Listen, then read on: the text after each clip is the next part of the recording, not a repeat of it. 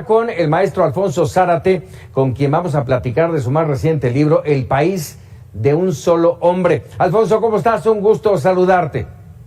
Igualmente, Paco, buenas noches. ¿Por qué, de entrada, por qué el país de un solo hombre, Alfonso?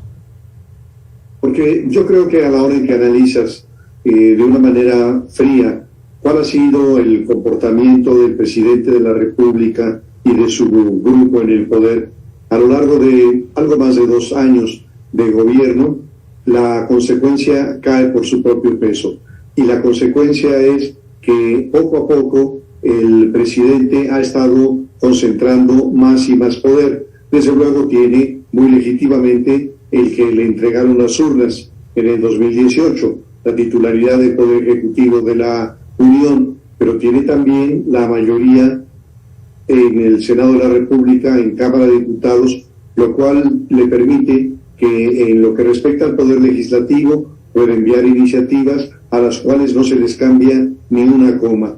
Y hay una serie de pasos tendentes a someter a la Suprema Corte de Justicia, de manera tal que lo que se está prefigurando es un país en el cual los 3 poderes dependan esencialmente del presidente de la República. Y por si esto no fuera suficiente, lo que estamos viendo también es un jefe del Ejecutivo al que le incomodan los organismos autónomos o las voces disonantes o críticas. Y entonces también lo que ha ocurrido en estos 2 años ha sido una ofensiva que se ha traducido en doblar, capturar o secuestrar esas organizaciones que fueron diseñadas con el propósito de generar equilibrios en el poder. De tal forma que mi conclusión es que está construyendo el país de un solo hombre. A ver, y en este entorno de lo que nos acabas de decir, Alfonso, ¿qué con la democracia entonces? Ese es un problema muy serio, porque la democracia precisamente tiene que ver con un sistema de equilibrios de poder. Digamos que desde la concepción de Montesquieu, él planteaba que el poder controle al poder, pero cuando de repente todos los poderes empiezan a ser concentrados por uno solo, y cuando las voces disonantes, como ocurrió nada menos en la mañanera del lunes, en donde el presidente califica como traidores a la patria a organizaciones cívicas que ciertamente han sido críticas respecto al poder de López Obrador, pero que no fueron igual con el poder de Enrique Peña Nieto y antes con el de Felipe Calderón, es decir, organizaciones cívicas para señalar los excesos del poder. Y cuando el presidente los llama traidores a la patria, y cuando habla inclusive de golpismo, creo que está dañando la esencia de la democracia.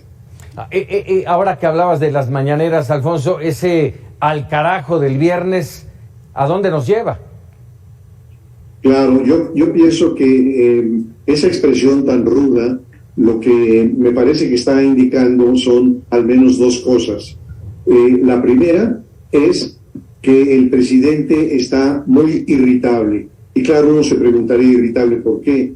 Y la impresión que yo tengo es porque la información que le llega a Palacio Nacional ya no es la misma que le llegaba hace 6 meses, que hoy hay una declinación del partido Morena, que algunos de los candidatos a las gubernaturas no están teniendo un buen desempeño, y que estos señalamientos, especialmente la experiencia del derrumbe de la trave en la estación Olivos, está generando un sentimiento de coraje de sectores de la sociedad.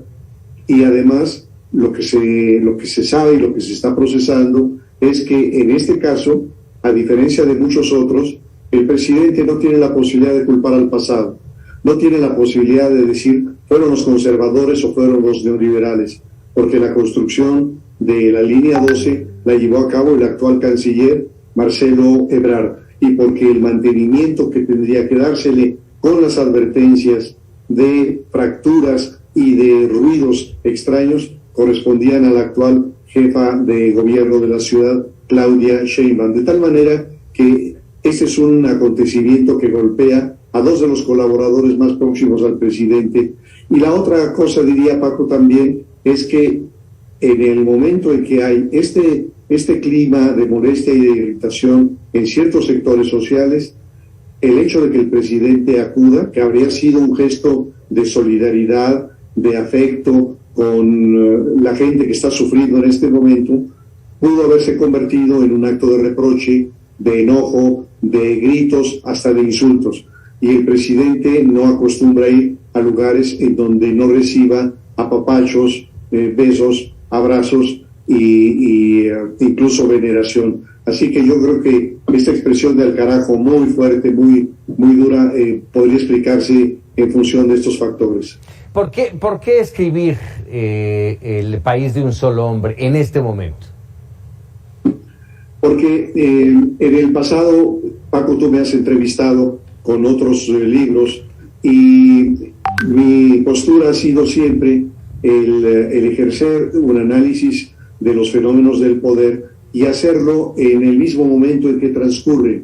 Es decir, no soy historiador, soy sociólogo, y en esa medida no sería conveniente para mí esperar 15 o 20 años para hacer una reflexión histórica sobre lo que ocurrió, sino lo que me interesa es el análisis de la política que está ocurriendo y moviéndose en este momento.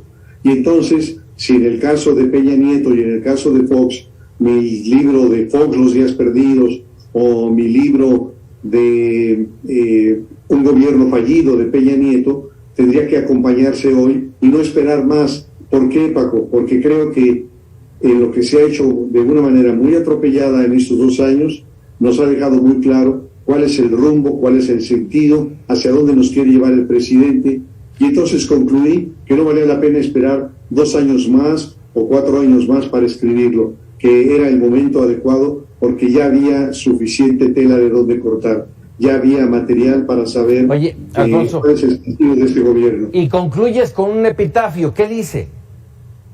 Bueno, el epitafio dice que quizá el que haga la reflexión sobre lo que ha sido este gobierno dirá que se trata de un personaje trágico. Se trata de un personaje trágico porque proponiéndose hacer lo mejor para el pueblo, porque yo creo que sí se lo propuso López Obrador, va a entregar un país con una situación de desastre. Es la gran tragedia de López Obrador. El país de un solo hombre, ¿qué editorial? Es Editorial Planeta y por fortuna ya se encuentra en este momento en las principales librerías, en Gandhi, en El Péndulo, en El Sótano, está también en Amazon y está en Internet. Alfonso Zárate, como siempre, un gusto y un placer platicar contigo. Muchas gracias. Un abrazo, Paco. Muchas gracias.